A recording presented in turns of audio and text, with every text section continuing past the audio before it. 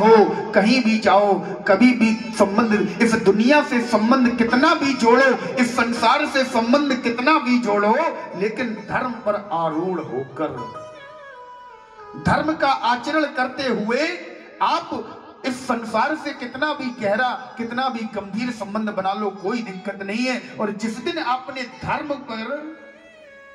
धर्म को छोड़ दिया, उस दिन, जिस दिन आप अधर्मी हो गए, उस दिन आपका पतन शुरू हो गया। भोले बाबा ने संकेत दिया, धर्म को कभी मत छोड़ो। इसलिए भोले बाबा महाराज आज बैल पर सवार होकर अपनी ससुराल में पहुंचे। मैना मैया सुंदर आरती का थाल लेकर आई। बोले दूल्हा बैल पर क्यों बैठा है? विचार किया, हो सकता है कि महाराज लोगों ने कहा वो दूल्हा ज्यादा सुंदर है तो नजर न लग जाए, इसलिए महाराज घोड़ी पर बैठेगा, किसी रथ पर बैठेगा तो सब लोग पहचान लेंगे, इसलिए बैल पर बैठा दिया, कोई जान ही ना पाए ये दूल्हा है। कोई बात नहीं, पहले महाराज दूल्हे की सवारी का पूजन होता है ना, तुरंत मैना मैया ने नंदी का पूजन कर दिया। गंधद्वारा दुराधर्षा नेत्र पुष्टां करीश्वरीं ईश्वरीं सर्वभूतानां तामिहो विवैश्रियम्। जैसे ही नंदी का पूजन किया, भोले बाबा प्रसन्न हो गए। बोले चलो नंदी का पूजन हो गया, हमारा जो होगा सो देखा जाएगा। नंदी का पूजन तो हो गया। लोगों ने कहा ये महाराज उल्टा क्यों बैठा है, दूल्हा उल्टा क्यों बैठा है, सीधा करवाओ। भोले बाबा ने कहा हम सीधे नहीं हो सकते। बोले क्यों? बोले हम बैठे हैं धर्म पर, और धर्म पर बैठकर हम उल्टे हो जाए, कदापि नहीं हो सकते। फिर क्या करें? ब्रह्मा जी ने कहा ऋषभ भगवान बचाए, ये अपनी जन्म में आज हमें लगता है सब पूरी बारात पिटवाएंगे, क्या किया जाए? नंदी से हाथ जोड़े, बोले नंदी महाराज तुम ही उल्टे हो जाओ तो भोले बाबा सीधे हो जाएंगे। नंदी महाराज उल्टा हुआ। नंदी जब घूमा, जैसे ही भोले बाबा सामने आए, मैना मैया ने देखा, भगवान। जैसे ही मैना मैया ने स्वरूप देखा, बोले मोर के पास में, मोर की जगह पर लड़ियां छोड़ो महाराज, पतले पतले सर्प लटक रहे हैं, कंठ नीला, माथे पर हैलोजन लगी है। हाँ, पूरा वाटर बक्स सिर पर रखा हुआ है, पूरी जमुन गंगा जी। जैसे ही स्वरूप देखा, मैया घबरा गई, मूर्छित होकर गिर पड़ी। महाराज पानी का थाल वहीं छोड़ा, दीपक वहीं फेंका और वहीं मूर्छित होकर गिर पड़ी। अब अच्छा देखो, बारात में या किसी भी कार्य में कुछ लोग होते हैं बिगाड़ने वाले, कुछ लोग बिगाड़ने वाले होते हैं। लोगों ने कहा बाबा पहली रस्म में आपका अपमान हो गया। हाँ, बाबा बोले क्या? बोले अपमान हो गया। बाबा बोले हमें तो नहीं लगा। क्यों? यहां से भी राम कथा से शिक्षा लेकर जाओ महाराज। भोले बाबा का इतना बड़ा अपमान हो गया। भोले बाबा ने कहा हमें नहीं लगा। बोले क्यों? बोले हमारी सास ने मेरा अपमान नहीं किया। बोले फिर? तुम लोग समझ नहीं पाए, मेरी सासू माता जी ने मेरा मान और बढ़ाया। कैसे बढ़ाया? बोले मेरी माता जी एक छोटा सा दीपक लेकर आई, उसने देखा अरे मेरे जमाता के सिर पर तो स्वयं साक्षात हैलोजन लगी है, चांद चमक रहा है, एक छोटे से दीपक से क्या होगा, किसी काम का नहीं है, इसलिए फेंक दिया।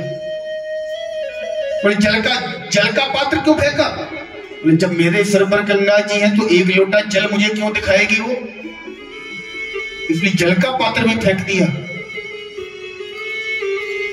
इतना बड़ा अपमान हो गया भोले बाबा ने। जो बिगाड़ने वाले थे, जो आलोचक थे, जो महाराज बाबा को क्रोध दिलाना चाहते थे, बाबा ने सबका मुंह बंद करा दिया।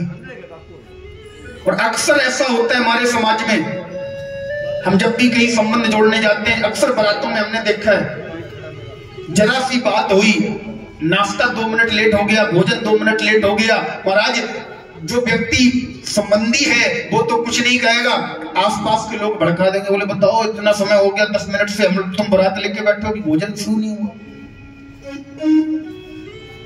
अरे महाराज जहां संबंध जोड़ने जा रहे हो वहां तुम लड़ने गए हो। 10 मिनट अगर लेट हो भी गया कौन सी आफत आ गई। एक बेटी के पिता का पूरा जीवन निकल जाता है तुम्हें भोजन करवाने में, और तुम वो भोजन 10 मिनट लेट हो गया तो तुम उस भोजन के लिए वहां पर लड़ रहे हो, झगड़ा कर रहे हो। आलोचक हर जगह पाए जाते हैं। भोले बाबा की बारात में भी आलोचक हैं। भोले बाबा से कहा बाबा आपका अपमान हो गया, बाबा कहते हैं हमें लगा ही नहीं अपमान। बाबा अपमान में भी सम्मान खोज रहे हैं। ऐसी पवित्र राम कथा महाराज जीवन के प्रत्येक मोड़ पर जहां पर भी आप फंस जाओ क्या करना है, रामचरितमानस को उठाकर देख लेना, आपको उत्तर मिल जाएगा। ऐसी सुंदर रामचरितमानस की कथा, आपके जीवन की कोई ऐसी समस्या नहीं जिसका उत्तर 2 मिनट में रामचरितमानस ना दे दे। महाराज मैना मैया को जैसी होश आया इधर भोले बाबा पहुंचे रघुरास में।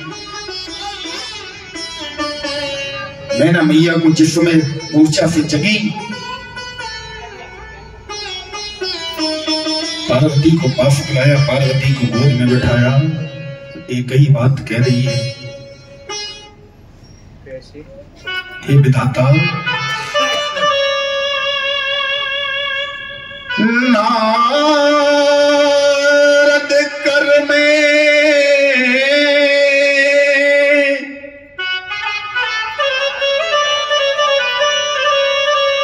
नारद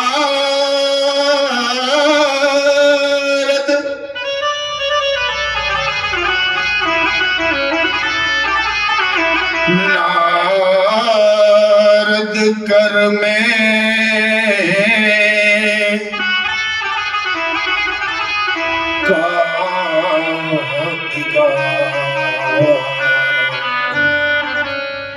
नारद कर में काह बिगाड़ा। कहां गया ये नारद, कहां गया ये बाबा, कहां गया ये ढोंगी। जितनी मन में गालियां आई, जितने मन में अपशब्द आए, नारद जी को एक साथ दे डाले। बोले अभी तो हमारे आगे पीछे घूम रहा था, अभी जब हम तारीफ कर रहे थे हमारे आगे पीछे डोल रहा था, आज कहां गया। अरे मैंने क्या बिगाड़ा था इसका, इसने मेरी बेटी का घर बर्बाद कर दिया। किसी ने कहा महाराज घर तो भोले बाबा के है ही नहीं तो बर्बाद कहां से हो गया। भोले बाबा के पास तो घर ही नहीं है तो बर्बाद कहां से हुआ। इसने मेरी बेटी का घर बर्बाद कर दिया, इसने मेरी बेटी का जीवन बर्बाद कर दिया। अरे ऐसा दूल्हा, ऐसा बर, इसके न रंग का पता न रूप का पता, शमशानवासी लगता है। मुझे तो लगता है गल कटे मुंड की माल पड़ी,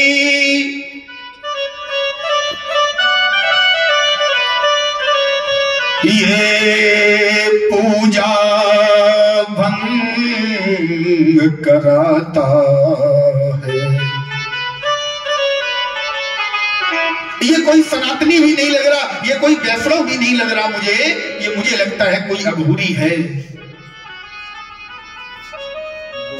अरे इसके बारे में क्या कहा था नारद जी ने, खड़ थक्कड़ धूनी लक्कड़, ये महादेव कहलाता है।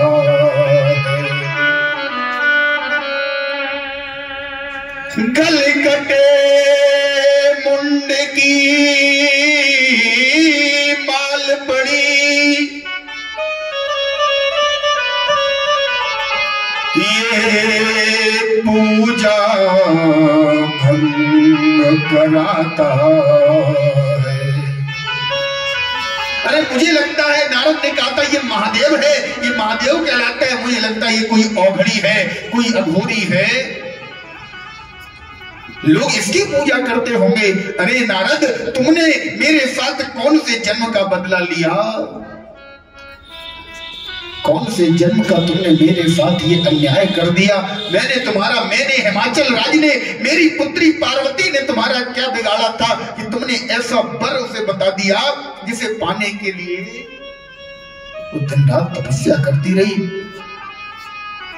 कछो दिन भोजन बारी बतासा,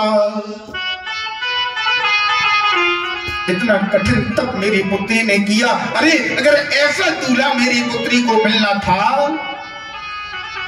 ऐसे दूल्हे के लिए मेरी पुत्री ने इतना कठिन तप किया, ऐसा दूल्हा मिलना था। अगर मुझे ये पता होता तो मैं इससे अच्छा अपनी पुत्री को इस संसार में नहीं लाती। अगर आ गई थी तो गला दबाकर मार देती, लेकिन ऐसे व्यक्ति के हाथ में अपनी पुत्री को नहीं सौंपती।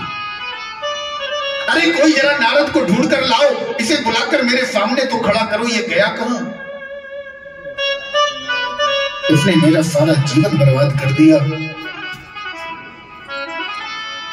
अनेक प्रकार से अपशब्द नारद जी के लिए माता बोलने लगी। इतने में नारद जी कहीं से आ गए। बोले भैया क्या हुआ, क्या बात है? बोले नारद, हम तुम्हें ही खोज रहे थे।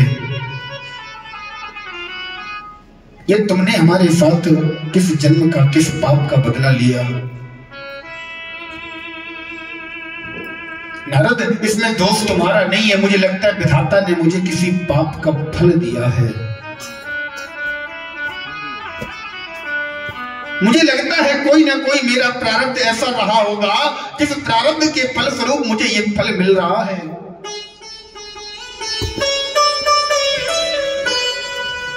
कर्म प्रधान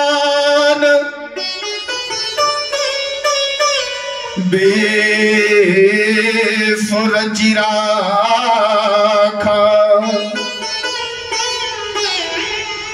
जो जस करही सुतस फल चाखा। ठीक कहते हैं लोग। नारद, मुझे लगता है संतों की वाणी झूठ नहीं है। संतों ने कहा भी है कि जिसका प्रारब्ध जैसा जहां से, जिसका प्रारब्ध जैसा जहां से, फल वैसे ही मिलते वहां से। मीठे फल अब, मीठे फल अब लगेंगे कहां से, बीज कड़वे तो बोई चुके हो। अगर आपने किसी के साथ बुराई की है और आप सोचते हो मुझे उसके बदले में अच्छाई मिल जाए, नहीं मिल सकती। मीठे फल अब लगेंगे कहां से, बीज कड़वे तो बोई चुके हो। इसलिए जो किया है उसी को स्वीकार करो। नारद, मुझे लगता है ये मेरे किसी पाप का फल है। साथी जागो हुआ अब सवेरा, सारी रजनी तो सो ही चुके हो। मुझे लगता है ये मेरे किसी पाप का फल है, मुझे ये स्वीकार करना पड़ेगा। लेकिन मेरी पुत्री का जीवन नर्क हो गया। नारद जी ने कहा, माता, जिसे तुम अपनी पुत्री कह रही हो ना, ये कोई तुम्हारी पुत्री नहीं है। बोले फिर कौन है? ये जगदम्बा है, ये भवानी है। तुम्हें इनके बारे में जानना है, ये कौन है? जन्मी प्रथम दक्ष ग्रह जाई। ये जगदम्बा है, ये आदि शक्ति है। हे मैना मैया, जिसे तुम अपनी पुत्री कह रही हो, तुम्हारी गोद में जो बैठी है। जन्मी प्रथमो दक्ष ग्रह जाई। ये सबसे पहले दक्ष के यहाँ इनका जन्म हुआ। नाम सती सुंदर तन पाई। इनका नाम सती था। इनका भोले बाबा से, ये जगदम्बा है, ये जगत बंधु है। शंकर जगत बंधु जगदीशा, सुरनर मुनि सब नावही सीसा। ये जगत बंधु हैं। जगदम्बा का और जगत बंधु का तो जन्म जन्म का मेल है। मैया, इसमें ना हम कुछ कर सकते हैं, ना आप कुछ कर सकते हैं। ये जो आपके सामने दूल्हे के रूप में खड़े हैं, आपके दरवाजे पर दूल्हे के रूप में खड़े हैं, इन्हें पाने के लिए न जाने कितने बड़े बड़े तपस्वी, ऋषि, संत, मुनि, महात्मा, योगी, गंधर्व, यक्ष, नर, किन्नर, राक्षस, बेताल, कितने बड़े बड़े सिद्ध मुनि जन्मो जन्मो मुनि जतन कराही।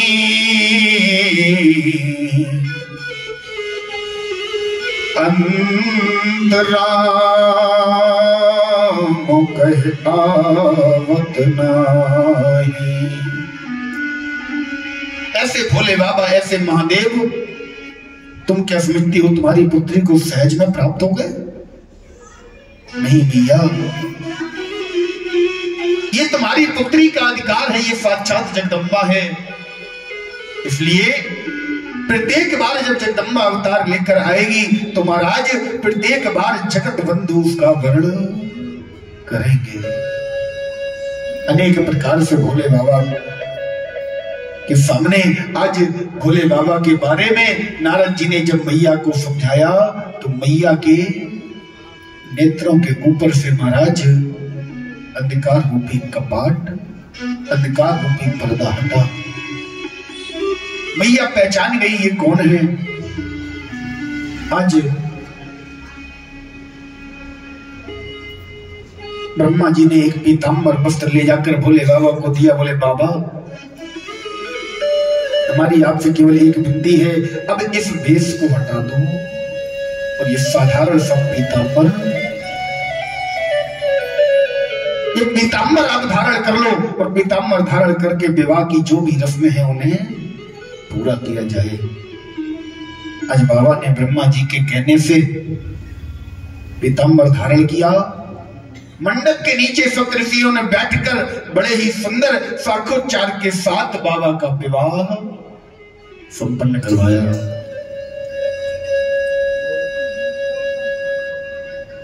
बाबा का जब विवाह संपन्न हो रहा था तो महाराज साखोच्चार में 3 पीढ़ियों के नाम पूछे जाते हैं। भोले बाबा ने पूछा, भोले बाबा से सप्तऋषियों ने पूछा, बोले बाबा आपका नाम बताओ। भोले बाबा ने कहा मेरा नाम शिव।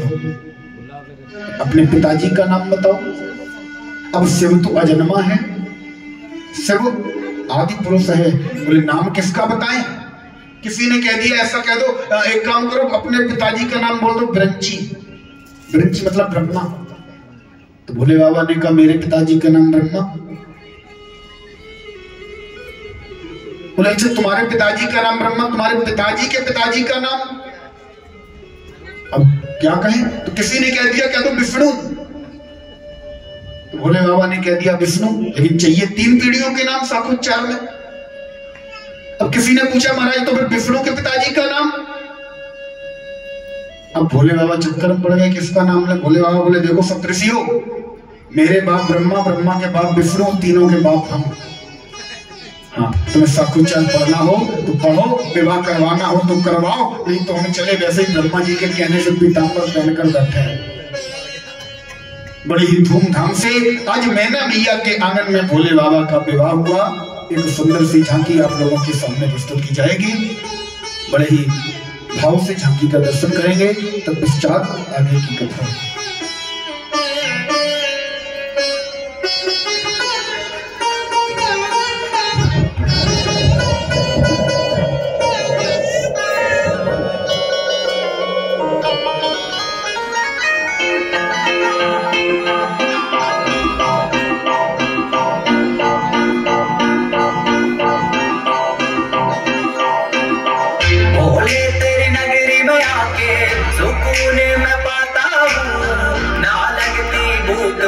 सारे दुख भूल जाता हूँ। तू ही जगदाता है, तू ही विश्व विधाता है, तू तीनों लोक का मालिक, तू ही सबसे पहले आता है। जाना उस रास्ते पे जो तेरे दर पे जाएगा, के देव ओ महादेव तेरा नाम सदा लिया जाएगा। तुझसे ही सब आरंभ हुआ, तुझ पे ही अंत हो जाएगा।